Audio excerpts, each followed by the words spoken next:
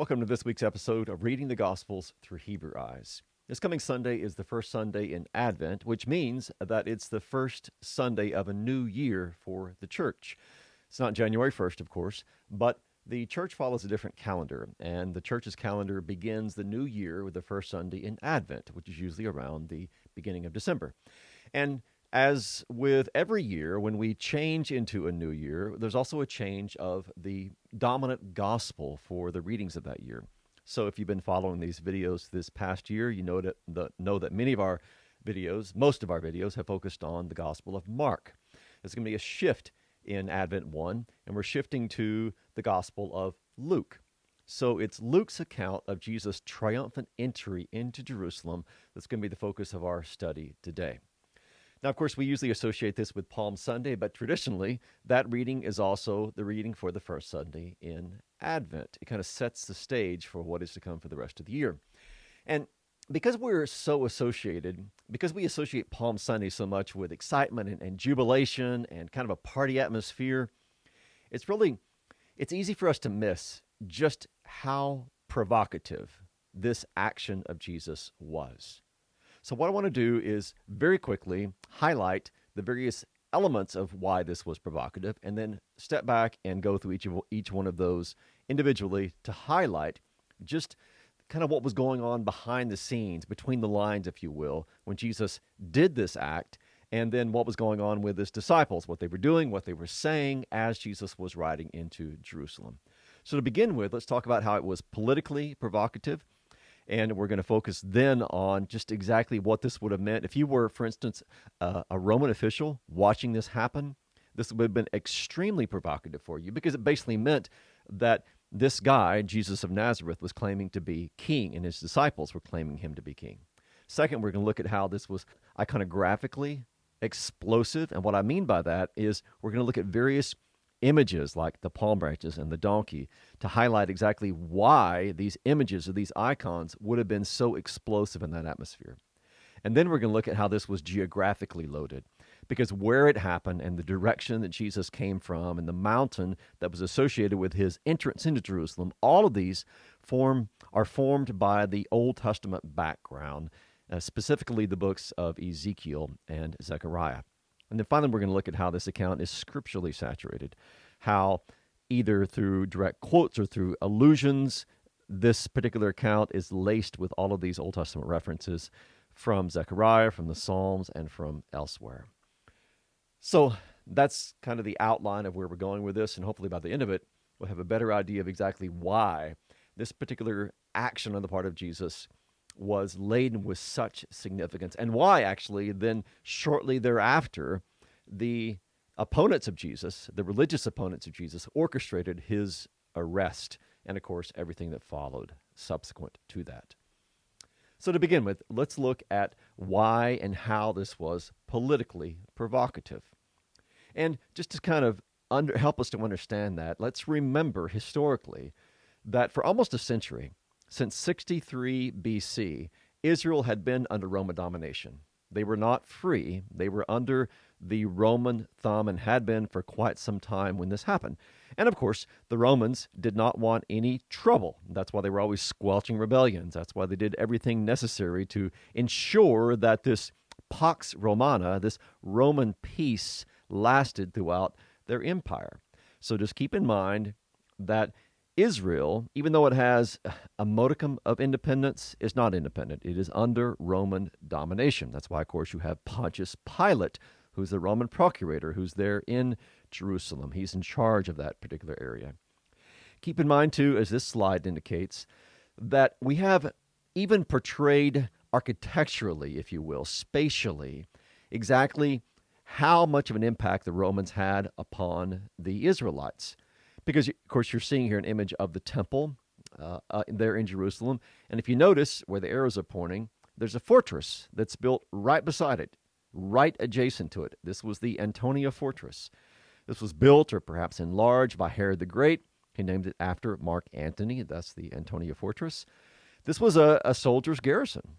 This was where the Roman soldiers stayed there in Jerusalem, at least some of the Roman garrison there in Jerusalem. So you had Roman soldiers right there beside the temple, and they were right there in order that if there was any trouble in the temple, they could step in and be basically the policeman and take care of the problem. And of course, if you know the book of Acts, you know that this actually happened more than once. And this was then a constant visual reminder of the Roman occupation. It'd be kind of like, if you picture your church, and your church has a police station built like right up next to it. And the main job of that police station was to keep an eye on what was happening inside the church and to stop anything that they didn't like from happening inside or around that church. That's kind of a modern parallel that would help us understand this situation happening there at the temple. And then, as you can see from this gory slide here, this is how the Romans maintained the peace. At least one of the ways they maintained the peace is through these public executions, which are horrific and torturous and long-lasting. We know them, of course, as the crucifixions. And of course, when we think crucifixion as Christians, we think primarily of Jesus. But keep in mind that Jesus was far, far from the only one crucified by the Romans. Thousands upon thousands upon thousands of people that Rome deemed a threat, a danger, or a criminal, they were put to death. So this is one artist's depiction of a number of people who had been crucified. And this is a picture of something that happened in 71 BC. If you're familiar with the famous movie Spartacus, that story is based upon this. This is the end of it, basically. 6,000 men were crucified by the Romans along the Appian Way after the rebellion of Spartacus in 71 BC. So you can just imagine the scene of horror that this would have entailed. And of course, this took place very publicly.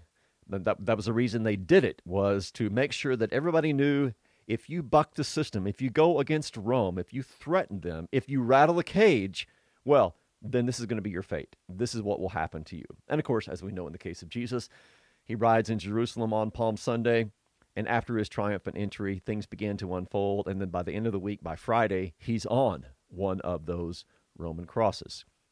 So that's why this was so politically unstable, because Jesus was entering into a city that was controlled by the Romans. Certainly there was plenty of religious control by the Jewish authorities as well, but he was riding into a city controlled by the Romans, and the people are claiming him to be king. Now, that's not something, of course, that Caesar or anybody loyal to Caesar would have liked, but that's what's going on as Jesus rides into Jerusalem.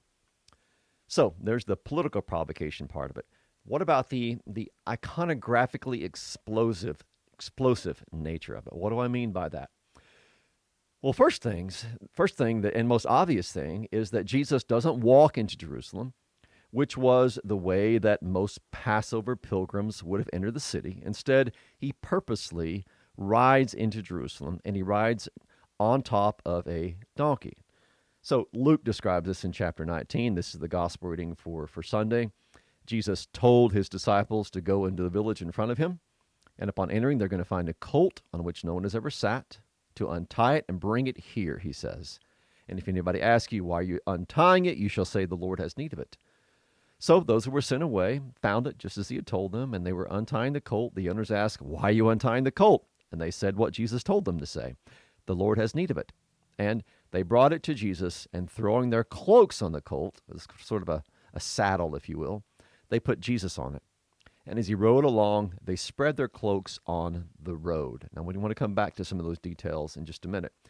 The first thing to keep in mind is that this is the only time in the Gospels where Jesus was said to move from place to place, besides in a boat, on a donkey. Most of the time he's walking or he's riding on a boat. This is the only time we have recorded for us when Jesus sat on this particular kind of beast.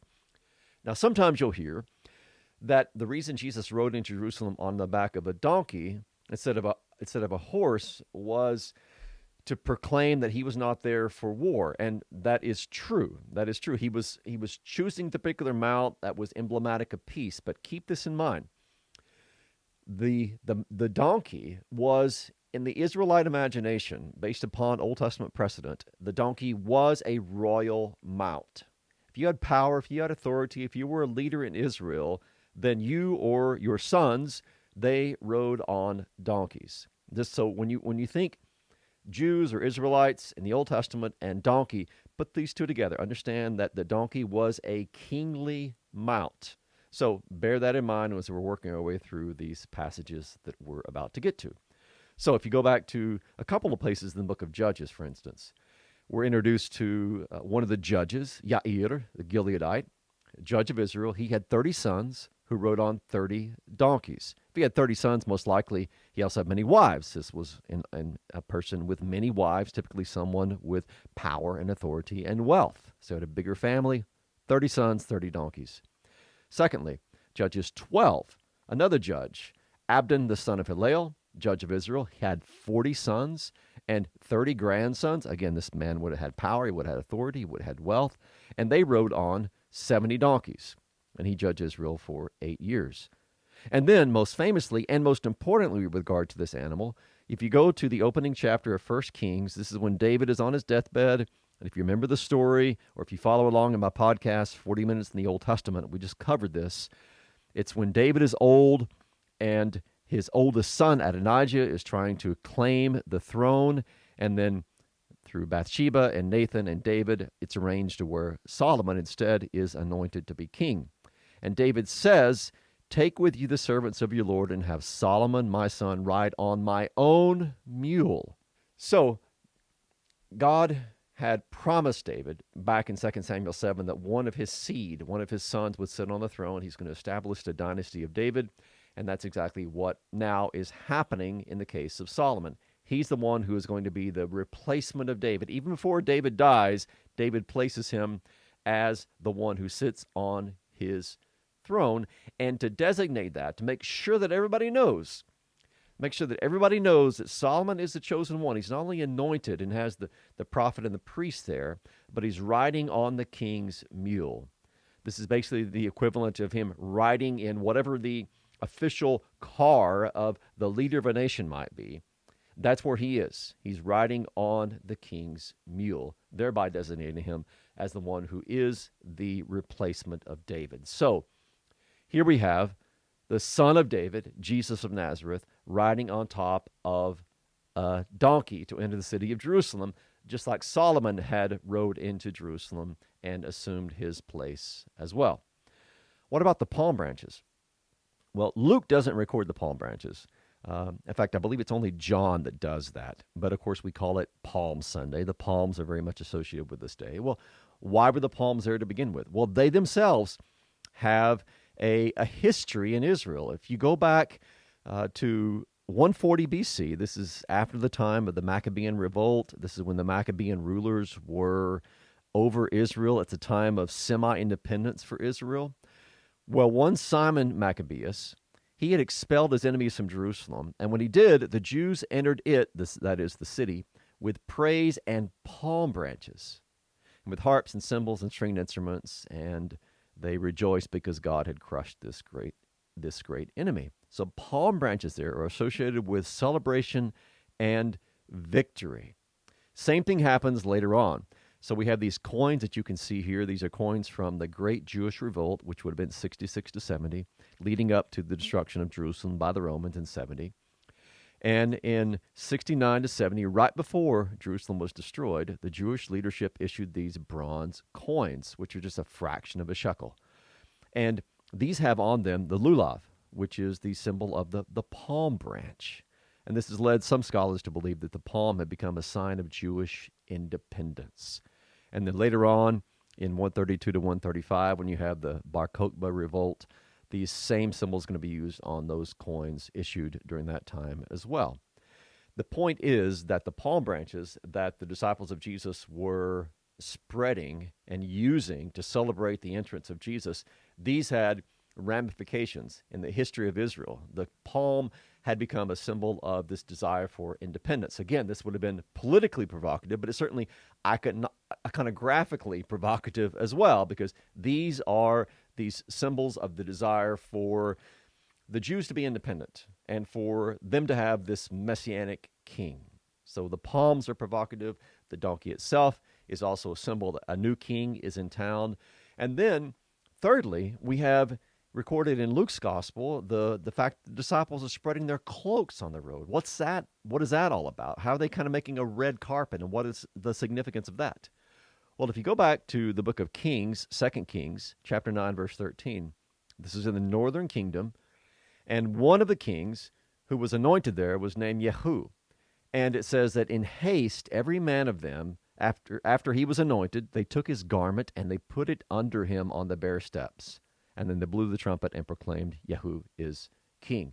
So once more, the fact that they, in the case of the disciples of Jesus, put cloaks in front of him as he rode is hearkening back to the way that Israel, the northern kingdom, greeted one of its kings. So altogether, between the donkey and the palm branches and the cloaks, everything, all these images, all these icons are suggestive of the fact that something huge is happening here. This is the king. This is the Messiah.